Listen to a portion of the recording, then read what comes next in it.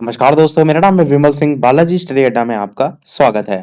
तो जैसे कि मैं आपको 31 जनवरी सीटेट के लिए प्रैक्टिस सेट करा रहे हैं 2021 के लिए। तो आपका एडमिट कार्ड जो है वो कल जारी हो गया, तो अब आपको और अच्छे से जो है वो प्रैक्टिस करनी चाहिए। जस्ट इससे पहले वाले प्रश्न 15 हमने देखे थे मैथ के, वो आपको साइड में आई बटन में पिछला वाला वीडियो जो है वो मिल जाएगा, उस पर क्लिक करके आप इसे जस्ट पहले वाले प्रश्न देख सकते हैं। आज हम देखेंगे बाकी बचे जो आपके 15 प्रश्न है, जिसमें 46 से लेकर टोटल 60 तक 15 प्रश्न हम देखेंगे। चलिए शुरू करते हैं प्रश्न नंबर 46 से। प्रश्न कह रहा है कि यह समझाने के लिए कि 1/4 1/3 से छोटा है, निम्नलिखित में से कौन सी योजना सबसे अधिक जो है वो उपयुक्त है। लघुत्तम समापवर्तक विधि का आप यूज करेंगे, कागज की पट्टियों का प्रयोग करेंगे, जो डाइस ब्लॉक्स होते हैं उनका आप प्रयोग करेंगे, या फिर संख्या चार्ट का प्रयोग करेंगे। तो इस प्रकार से चार ऑप्शन है, बताना है आपको इन चारों ऑप्शन में कौन सा जो है वो सही होगा। तो यहाँ पर दो ऑप्शन सही होने के चांसेस हैं। रीजन क्या है उसका, रीजन मैं आपको बताता हूं। पहले बात करते हैं आंसर की। तो देखिए 1/4 1/3, यदि आप इसको दशमलव में निकालेंगे तो अलग अलग मान निकल जाता है। तो इस प्रकार की संख्याओं को बताने के लिए अधिकतर जो यूज किया जाता है वो यूज किया जाता है आपका संख्या चार्ट का प्रयोग। परंतु जो आपकी ऑफिशियल जो आंसर की थी उसमें यहां पर दूसरे वाला ऑप्शन कागज की पट्टियों का प्रयोग जो है ये सही दिया गया है, इसलिए हम इसी को सही मानेंगे और इसी को हम समझेंगे। देखिए, जब बात की जाती है किसी भी प्रकार के भाग को समझाने की या किसी अन्य ऐसे माध्यम को जिसको छात्र मूर्त रूप में समझ सकता है, तो कागज की पट्टियों का प्रयोग यहां पर इसलिए सही माना गया है कि मूर्त रूप में कोई चीज आप समझाएंगे तो बालक और अच्छे से समझेगा। जैसे कि पर्टिकुलर कोई कंप्लीट चीज ले लीजिए, उसमें अब 1/4 कर लीजिए, उससे जब आप समझाएंगे तो 1/3 1/4 वो ज्यादा बेहतर समझेगा। इसलिए यहाँ पर कागज की पट्टियों के प्रयोग की बात की गई है। वैसे यदि दशमलव संख्याओं को लेकर बात की जाती है तो संख्या चार्ट या कह सकते हैं जो ग्रिड पेपर है उसका यूज जो है वो किया जाता है। तो यहाँ पर आपका आंसर दूसरा वाला बिल्कुल सही हो जाएगा, जो कि आपकी ऑफिशियल जो आंसर की है उसमें भी दिया गया था। देखते हैं हमारा अगला प्रश्न 47। प्रश्न कह रहा है कि प्राथमिक कक्षाओं में बच्चों को गणित पढ़ाने के लिए बनाई जाने वाली जो पाठ योजना है उसका निम्नलिखित में से कौन सा अति महत्वपूर्ण पहलू है। तो बताना है कौन सा है। प्राथमिक कक्षाओं को लेकर पूछा गया है, इस चीज का विशेष ध्यान दीजिएगा। तो सबसे पहला कह रहा है कि पाठ्य पुस्तक के अनुक्रम का अनुसरण करना चाहिए। दूसरा कह रहा है कि जो गणितीय संकल्पनाएं हैं उनको संरचनात्मक ढंग से प्रस्तुत करना। तीसरा कह रहा है कि विद्यार्थियों को अवसर देना कि वे संकल्पनाओं की संरचना करें। और चौथा कह रहा है कि क्रियाकलापों को लिखना और इस संदर्भ में प्रश्न देना। तो बताना है आपको इन चारों ऑप्शन में कौन सा जो है वो सही होगा। प्रश्न को ध्यान से समझ लीजिए कि प्राथमिक कक्षाओं के संदर्भ में पूछा गया है कि बच्चों को गणित पढ़ाने के लिए बनाई जाने वाली जो पाठ्य योजना होती है, लेसन प्लान बनाए जाते हैं, तो उनका निम्नलिखित में से कौन सा अति महत्वपूर्ण पहलू होता है। बात करते हैं आंसर की। तो सबसे पहला जो आपका ऑप्शन है, आप कहेंगे कि जो पाठ्य पुस्तक है उनके अनुक्रम का अनुसरण करना कोई ऐसा आवश्यक नहीं है, क्योंकि मेन क्या होता है, मेन होता है छात्रों को समझ में आना चाहिए। दूसरा कह रहे हैं गणितीय संकल्पनाओं को संरचनात्मक ढंग से प्रस्तुत करना, तो ये इसके संदर्भ में नहीं होगा। तीसरा ऑप्शन बिल्कुल सही कह रहा है कि विद्यार्थियों को अवसर देना कि वे संकल्पनाओं की संरचना करें, यही आपका बिल्कुल सही हो जाएगा तीसरा ऑप्शन। चौथा भी पढ़ लेते हैं कि क्रियाकलापों को लिखना और इस संदर्भ में प्रश्न करना, ये भी आपका नहीं होगा। देखिए, कुछ ऐसे पॉइंट होते हैं कैसे, जैसे कि अवसर देना, ये बहुत ही पॉजिटिव पॉइंट भी हैं, वर्ड भी हैं, जो कि आपको सीटेट में आंसर ना समझ में आ रहा हो तो इन सभी शब्दों को देख कर भी आप आंसर टिक कर सकते हैं। सीटेट में एक बार पहले मैं आपको ये सारे वर्ड एकत्रित करके बता भी चुका हूं कि कैसे आपको कुछ भी ना आता हो तब भी आप सीटेट में आंसर ढूंढ सकते हैं, बस थोड़ा सा आपको बुद्धि अपनी लगानी होगी। 48 प्रश्न देखते हैं कि निम्नलिखित में से किसे संरचनात्मक या रचनावादी गणितीय कक्ष जो है उसका लक्षण जो है, कक्षा कक्ष जो है उसका लक्षण नहीं माना जा सकता। प्रश्न आपने समझ लिया। प्रश्न को एक बार आप समझ लीजिए, फिर ऑप्शन पढ़ेंगे तो आपको समझ में भी आएंगे कि ऑप्शन कह क्या रहे हैं। पहला कह रहा है कि गणित के अधिगम में भाषा और संवादों की भूमिका पर उचित ध्यान दिया जाता है। दूसरा कह रहा है कि अध्यापक जो है वो स्वीकार करता है कि दी गई जो अन्योन्य क्रिया है उसको विभिन्न जो विद्यार्थी हैं वो अलग अलग प्रकार से समझ सकते हैं। तीसरा कह रहा है कि प्राथमिक स्तर पर आकलन के लिए विषय परक प्रकार की जो परीक्षा है उसका उपयोग किया जाता है। और चौथा कह रहा है गणित और दूसरे जो पाठ्येतर क्षेत्र हैं उनके बीच के संबंधों को उजागर किया जाता है। तो इस प्रकार से 4 ऑप्शन है। बताना है आपको निम्नलिखित में से किसे संरचनात्मक या रचनावादी गणितीय कक्षा कक्ष का लक्षण नहीं माना जा सकता है। लाइन भी इसलिए नहीं पर खींची हुई है। चलिए बात करते हैं आंसर की इन चारों ऑप्शन में। तीसरा वाला आपका ऑप्शन बिल्कुल सही होगा। इसे नहीं माना जा सकता है कि प्राथमिक स्तर पर आकलन के लिए विषय परक प्रकार की परीक्षा का उपयोग किया जाता है। ये आपका बिल्कुल गलत है, क्योंकि विषय परक प्रकार की जो परीक्षा होती है वो छात्रों का वो ज्ञान नहीं देखता है जो उनमें होना चाहिए। वो तो एक रटंती प्रणाली पर ही आप देखते हैं टोटल बेस्ड होता है। तो यहाँ पर प्राथमिक स्तर पर आकलन की बात की गई है, तो इस प्रकार से आपका नहीं होगा, यही आपका सही हो जाएगा। 49 प्रश्न देखते हैं जो कह रहा है कि निम्नलिखित में से कौन से कथन की सहमति गणित के संरचनात्मक या कह सकते हैं रचनावादी दृष्टिकोण से की जा सकती है। पहला कह रहा है कि गणित तथ्यों को सीखने के बारे में है। दूसरा कह रहा है कि जो गणितज्ञ हैं उनसे सच्चाई का आविष्कार अपेक्षित होना चाहिए। तीसरा कह रहा है कि गणित जो है वो पूर्णतया विषय परक है। और चौथा कह रहा है कि मानस दर्शन गणित का महत्वपूर्ण पहलू है।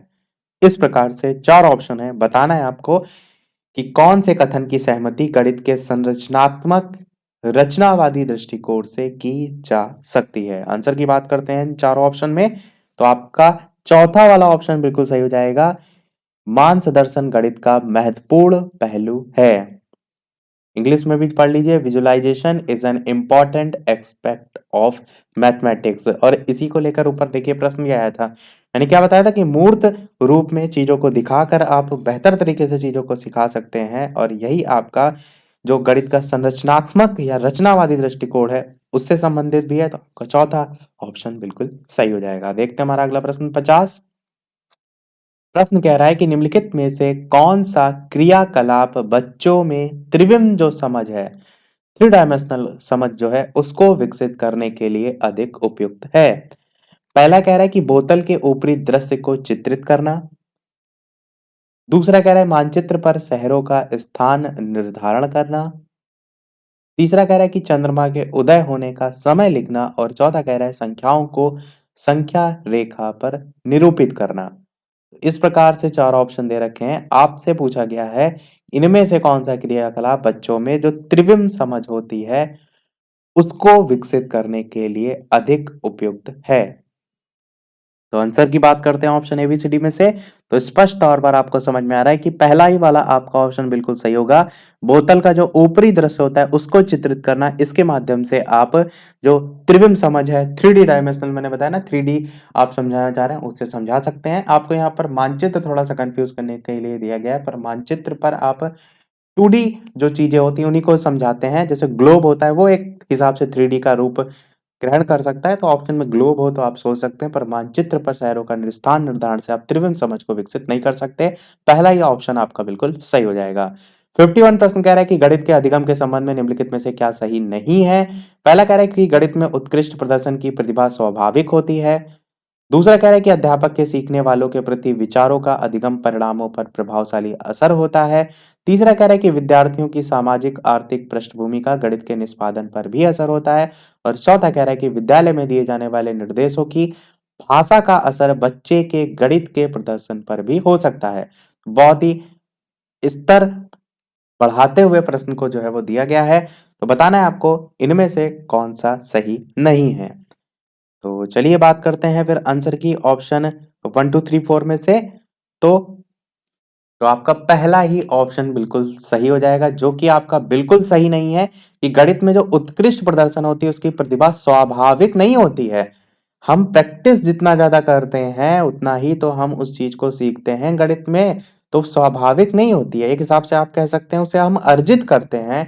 तो आपका पहला ही वाला गणित के अधिगम के संबंध में गलत है। अगला प्रश्न देखते हैं आपका प्रश्न नंबर 52। प्रश्न कह रहा है कि निम्नलिखित जो शाब्दिक समस्या हैं उनके प्रकार को पहचानिए। मेरे पास, यहां तक आपने समझ लिया प्रश्न, यहां से स्क्रॉल करते हैं कि मेरे पास 6 पेंसिल हैं, आई हैव 6 पेंसिल्स। मनीष के पास मेरे से दो अधिक हैं, Manish has two more than मी।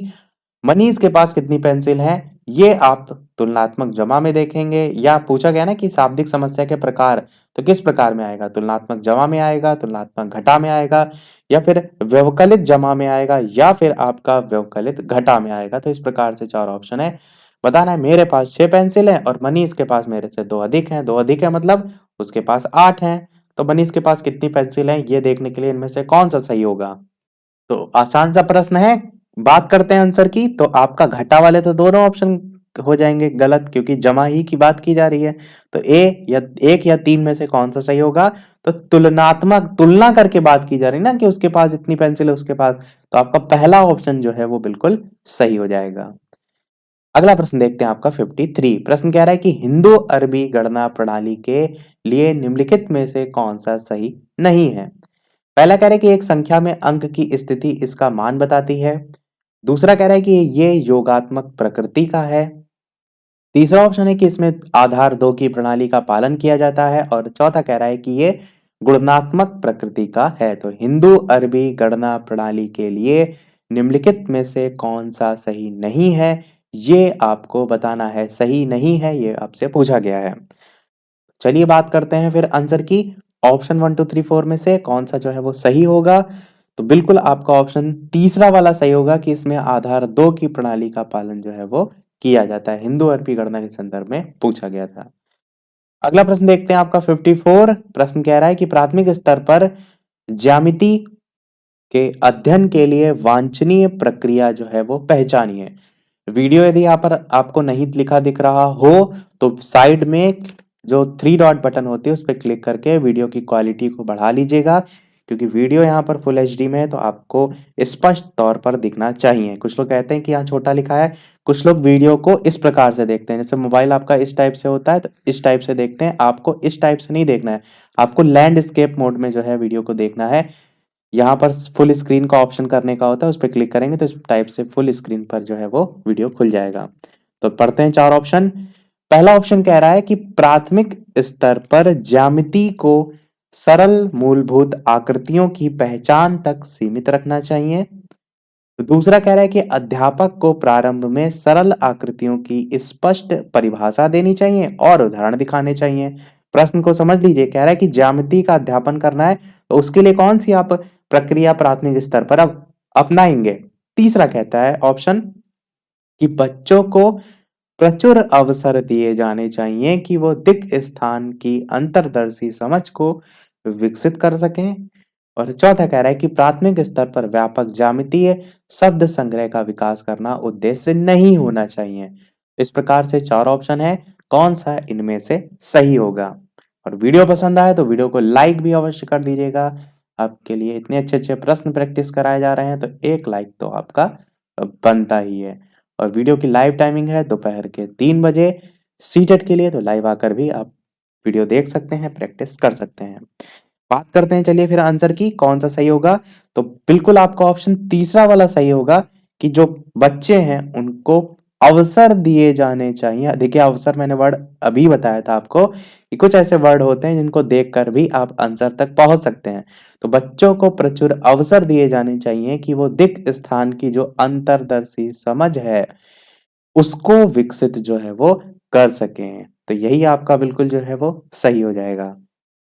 यहाँ पर कीवर्ड को पकड़ा करिए, उससे भी प्रश्न आप आसानी से कर सकते हैं। 55 प्रश्न देखते हैं। प्रश्न कह रहा है कि निम्नलिखित में से क्या गणितीय तर्कणा का सूचक है। रीजनिंग के संदर्भ में पूछा गया है गणितीय तर्कणा, इधर पढ़ भी लीजिए कि लिखा है which of the following is an indicator of mathematical reasoning. पहला कह रहा है कि गणितीय संकल्पनाओं की परिभाषा देने की क्षमता। दूसरा कह रहा है गणितीय प्रक्रिया की तर्क संगतता देने की क्षमता। तीसरा कह रहा है परिकलन में निपुणता की क्षमता। और चौथा कह रहा है विभिन्न परिस्थितियों में सही सूत्रों को स्मरण करने की क्षमता। तो बताना है इन चारों ऑप्शन में कौन सा जो है वो सही होगा। तो चलिए बात करते हैं फिर आंसर की। ऑप्शन 1 2 3 4 में से कौन सा सही होगा, गणितीय तर्कणा का कौन सा सूचक है। तो बिल्कुल आपका ऑप्शन दूसरा वाला सही होगा, गणितीय प्रक्रिया की जो तर्क संगतता है वो देने की क्षमता। तो ये गणितीय तर्कणा का सूचक है। अगला प्रश्न देखते हैं 56। सुपर बाजार में सब्जियों की मूल्य सूची इस प्रकार से यहाँ पर दे रखी है कि टमाटर 1 किलो 40 रुपए में है, आलू 2 किलो 25 में है, गाजर 250 ग्राम 20 में है, लौकी 1 किलो 10 रुपए में, मिर्च 100 ग्राम 10 में, नींबू 4 जो है वो 10 में है। और संजय ने यहाँ पर लिखा है कि ये सारी चीजें खरीदी। उसके बाद नीचे आपको जोड़ निकालना है कि उसे कितने रुपए वापस मिले यदि उसने 200 रुपए का नोट दिया। तो इस प्रश्न को मैं ऊपर ना स्क्रॉल करके यहीं पर आपको साथ में लिखते हुए दिखाते चलता हूँ कि सबसे पहले संजय ने आधा किलो टमाटर लिए, तो टमाटर का रेट था 1 किलो 40 रुपए में, तो आपका आधा किलो का कितना बना, 20 रुपए बना। फिर 1 किलो आलू लिए, आलू का था 2 किलो का 25 रुपए था, तो 1 किलो का कितना हुआ, 12.5 हुआ, तो इसी में 12.5 को और जोड़ दीजिए। फिर आपसे प्रश्न में कह रहा है 250 ग्राम उसने मिर्च लिए, तो मिर्च का रेट था 100 ग्राम 10 रुपए के थे, तो 250 ग्राम कितने के हुए, 100 ग्राम 10 के हैं, तो 200 ग्राम आपके 20 के होंगे और 250 ग्राम आपके 25 रुपए के होंगे, तो ये आपका 25 और इसमें जोड़ दीजिए। मैं केवल नॉर्मल सीधे सीधे बता रहा हूँ, इसमें कोई आप कंफ्यूज ना होइएगा कि कुछ कठिन है। और लास्ट में आपका लिखा है कि उसने 6 नींबू भी खरीदे, तो प्रश्न में आपको 4 नींबू 10 रुपए के दे रखे थे, तो 4 10 के हैं, तो 6 कितने के हो जाएंगे, 15 के हो जाएंगे, तो यहाँ पर आपका साथ में प्लस 15 और कर दीजिए। 4 नींबू 10 रुपए का मतलब है कि एक नींबू का रेट आपको पता चल रहा है 2.5 रुपए है, तो 2 नींबू और एक्स्ट्रा खरीद रहा है, तो 2.5 करके 5 हो गया, तो टोटल मिलाकर 15 6 नींबू का हो गया। अब इन सभी को जोड़ लीजिए। और ये आपका आधा किलो गाजर भी है, तो गाजर का रेट आपका दे रखा था, वो भी इसमें शामिल कर लेते हैं। तो गाजर का रेट 250 ग्राम था आपका 20 रुपए में, तो यहाँ पर उसने आधा किलो लिया है, तो उसका जस्ट डबल हो जाएगा, यानी कि 40 रुपए यहाँ इसका लग जाएगा। अब जोड़ लीजिए इसको। अब सारी चीजें हो गई, टमाटर आलू गाजर, हाँ हाँ, अब सारी चीजें हो गई हैं। तो टोटल इसको जब आप जोड़ेंगे तो आपका 112.50 आएगा, यानी 112 रुपए 50 पैसे। उसने 200 रुपए का नोट दिया, तो इस 200 में से इस 112 रुपए 50 पैसे को घटाएंगे, तो आपका जो आंसर है वो इन चारों ऑप्शन में कौन सा आएगा, तो 87.50, दूसरा वाला ऑप्शन बिल्कुल सही हो जाएगा। एक बार प्रश्न मैं आपको फिर से दिखा देता हूँ, आप चाहें तो इसका स्क्रीनशॉट ले सकते हैं यदि किसी भाग का आपको स्क्रीनशॉट लेना है। पूरा जूम आउट करके भी प्रश्न मैं आपको दिखा देता हूँ।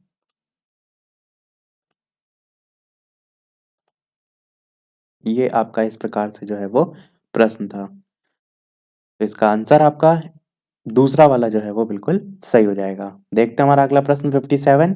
तो अगला प्रश्न 57 कह रहा है कि मैं एक 2 अंकों की जो है वो संख्या हूँ, जिसमें कह रहा है कि दहाई के स्थान पर अंक और इकाई के स्थान पर अंक क्रमिक अभाज्य संख्याएं हैं और अंकों का योग 3 और 4 का गुणज है। तो संख्या आपको बतानी थी, तो ऑप्शन से ही डायरेक्ट चेक कर लीजिए। 2 अंकों की संख्या तो सभी है, तो पहला तो सभी पर अप्लाई हो रहा है। दहाई के स्थान पर अंक और इकाई के स्थान पर अंक क्रमिक अभाज्य संख्याएं, तो देखिए यहाँ पर 7 और 5, 3 और 2, 5 और 3, 1 और 3, इस टाइप से यहाँ पर ये भी शर्त आपकी लगभग हो ही रही, तो हम डायरेक्ट इसको चेक कर लेते हैं, 3 और 4 के गुणज को। कह रहा है अंकों का योग 3 और 4 का गुणज है, तो 7 5 आपका कितना होता है, 12 होता है, तो जो कि आपका 3 से भी कटेगा 4 से भी कटेगा, तो यह तो आपका बिल्कुल सही है। 3 2 5 होता है, ये आपका कट जाएगा ऑप्शन। 5 3 7 होता है, ये भी आपका ऑप्शन कट जाएगा, क्योंकि 3 और 4 से आपको चेक करना है, और 3 1 4 होता है, तो 4 से तो कट रहा है पर 3 से नहीं कट रहा है, ये भी कट जाएगा, तो बचा 57। पहला ऑप्शन बिल्कुल सही हो जाएगा। तो कितना इजी प्रश्न था, बस देखने में आपको कठिन जो है वो लग रहा है। 58 प्रश्न देखते हैं। तो 58 प्रश्न आपका है कि एक रेलवे स्टेशन पर कार पार्किंग की जो दर है वो निम्न रूप से यहाँ पर दी गई है। 2 घंटे तक 50 रुपए है, 2 घंटे से ऊपर और 5 घंटे तक 75 रुपए है, 5 घंटे के पश्चात 8 घंटे तक प्रति अतिरिक्त घंटा जो है 10 रुपए है, फिर 8 घंटे से ऊपर और 12 घंटे तक 150। इस टाइप से पूरी सारी चीजें दे रखी हैं। नीचे लिखा है कि राजीव ने अपनी कार को 7 बजे सुबह AM लिखा है ना, उस 7 बजे सुबह पर पार्क किया और उसे उसी दिन ही लेने वहां 4:30 PM शाम को जो है वो आया, तो उसे कितने रुपए का भुगतान करना होगा। इस प्रकार से 4 ऑप्शन दे रखे हैं। तो इस टाइप के प्रश्नों को करने के लिए सबसे पहले आपको डिफरेंस निकालना पड़ेगा, तो सुबह 7 बजे से शाम के 4:30 बजे निकालेंगे, तो आप इस टाइप से भी निकाल सकते हैं कि सुबह 7 से शाम के 7 बजे आपका टोटल 12 घंटे होगा, और इस 4:30 पर जाने के लिए इस शाम के 7 बजे से आप पीछे जाएंगे 4:30, तो आपका 2.5 घंटा का अंतर आ रहा है, तो वो घटा देंगे, तो आपका वैसे टोटल भी निकाल सकते हैं इससे इसको घटाकर, तो आपका 9.5 घंटे जो है यहाँ पर निकल कर आएगा। तो ये 9.5 घंटे इसने अपनी कार को यहाँ पर पार किया। अब इसके रुपए आपको जो है वो बताने हैं। अब देखिए 9 घंटे से संबंधित डी वाला ऑप्शन कह रहा है कि 8 घंटे से ऊपर और 12 घंटे तक कितने रुपए लेंगे, 150 रुपए लेंगे, और यही आपका बिल्कुल सही हो जाएगा, यानी कि आपका ऑप्शन नंबर 2 150 रुपए वाला बिल्कुल सही हो जाएगा। प्रश्न को इतना घुमाया गया है देखने में, इसीलिए कठिन लग रहा है, पर कठिन जो है आपका नहीं है, तो आपका 150 रुपए बिल्कुल सही हो जाएगा। देखते हैं हमारा अगला प्रश्न 59। प्रश्न कह रहा है आरोही क्रम में यहाँ पर संख्याओं को लिखने की बात की गई है कि आरोही क्रम में व्यवस्थित करने पर निम्नलिखित में से कौन सी संख्या तीसरे स्थान पर आएगी, और इस प्रकार से अलग अलग ऑप्शन दे रखे हैं। थोड़ा सा जूम और कर देते हैं ताकि प्रश्न आपको पूरा स्पष्ट दिखाई दे, और नीचे 4 ऑप्शन दे रखे हैं, बताइए आप कि कौन सी संख्या तृतीय स्थान पर आएगी। तो ये प्रश्न तो सभी लोग बिना कॉपी पेन के भी कर सकते हैं, तो जल्दी से बताइए, लगभग मैं 10 सेकंड तक का समय दे रहा हूँ कि कौन सा जो है वो सही होगा। ऑप्शन 1, ऑप्शन 2, ऑप्शन 3, ऑप्शन 4 में से। और ये चीज जरूर ध्यान रखिएगा, प्रश्न में आरोही क्रम पूछा गया है। आरोही मतलब आपका होता है, अवरोही मतलब होता है बड़े से छोटा, और आरोही मतलब होता है छोटे से बड़ा। तो सबसे पहले आपका कौन सा इसमें आएगा, तो ये वाला जो है आपका सबसे पहले आएगा, फिर आपका दूसरे नंबर पर ये वाला आएगा, फिर तीसरे नंबर पर आपका सबसे पहला वाला आएगा, चौथे नंबर पर आपका ये वाला आएगा, और पांचवे पर ये वाला आएगा। आपसे तीसरा पूछा गया था, तो 7.07 वाला तीसरा वाला ऑप्शन जो है वो बिल्कुल सही हो जाएगा, यही आपका हो जाएगा। देखते हैं हमारा अगला और इस वीडियो का लास्ट प्रश्न, और इसके बाद पूछेंगे हम एक प्रश्न आपसे भी, जैसा कि सभी वीडियो में हम आपसे एक ना एक प्रश्न पूछते हैं। तो प्रश्न आपका 60 नंबर लास्ट है, और इस प्रश्न को देखने से पहले वीडियो अभी तक आपने लाइक ना किया हो तो सभी लोग वीडियो को लाइक अवश्य कर दीजिएगा, ताकि मुझे भी मोटिवेशन मिलता रहे। चैनल पर नए हो तो सब्सक्राइब करके भी अवश्य जुड़ जाइएगा, और टेलीग्राम चैनल से नहीं जुड़े हैं तो वीडियो के डिस्क्रिप्शन में आपको लिंक मिल जाएगी, सर्च करके भी जुड़ सकते हैं।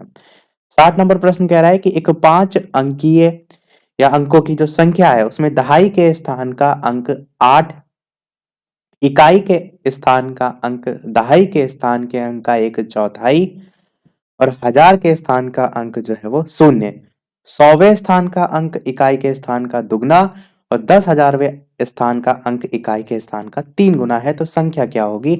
इस टाइप के प्रश्न को आप ऑप्शन से करेंगे तो आसानी से जो है वो कर ले जाएंगे।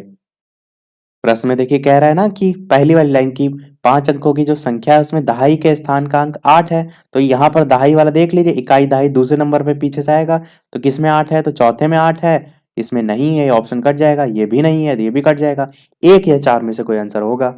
अब फिर कह रहा है कि इकाई के स्थान का अंक दहाई के स्थान के अंक का 1/4 है, ये भी चेक कर लीजिए। तो चेक करने से पहले आगे यदि आप देखेंगे तो यहाँ पर 8 2, यहाँ पर भी 8 2, दोनों में ही बराबर है, तो चेक करने का कोई मतलब ही नहीं है। तो आप आगे की चीज चेक करिए।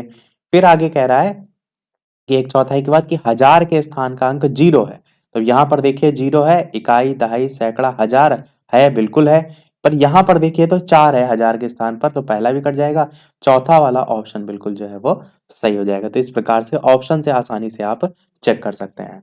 सभी प्रश्न हमारे समाप्त हुए। अब देख लेते हैं वो प्रश्न जैसे कि सभी वीडियो में हम आपसे एक ना एक प्रश्न पूछते हैं। तो ये है प्रश्न आपका। आगे इसके हम पर्यावरण वाले पोर्शन देखेंगे, तो उसी से हम प्रश्न पूछ रहे हैं 64 नंबर वाला, कि रेगिस्तानी ओक नाम का एक पेड़ है जो पाया जाता है। Desert oak is a tree which is found in, पहला ऑप्शन है अबू धाबी, दूसरा ऑप्शन है ऑस्ट्रेलिया, तीसरा है राजस्थान के रेगिस्तानों में, और चौथा है संयुक्त अरब अमीरात जो है उसके रेगिस्तानों में। ऑप्शन 1 2 3 4 में से कौन सा सही होगा, अपना आंसर जो है वीडियो के मेन कमेंट में टाइप करके बताइएगा। आंसर हम देखेंगे इसका कल, और इसके आगे हम कल देखेंगे पर्यावरण के इसके आगे के जो प्रश्न है 15 उनको। तो इसमें आपके जो 15 प्रश्न आते हैं वो एनसीईआरटी बेस्ड आते हैं, और बाकी 15 पेडागोजी सेक्शन के आते हैं। तो एनसीईआरटी वाले जो 15 प्रश्न है उसके लिए 6 वीडियो में पूरा कोर्स हम ऑलरेडी करा चुके हैं। नहीं देखा है तो उसको प्लेलिस्ट में जाकर देख लीजिएगा, उसके बाहर से कुछ नहीं आता है, वो 15 नंबर वहां पर आपके फिक्स हो जाते हैं। इसी के साथ हमारे आज के सभी प्रश्न समाप्त होते हैं। आज के वीडियो में इतना ही। वीडियो पसंद आया हो तो लाइक अवश्य कीजिएगा, चैनल पर नए हो तो सब्सक्राइब जरूर कीजिएगा। मिलते हैं फिर अगले वीडियो में नए टॉपिक के साथ। तब तक के लिए नमस्कार। Thank you for watching.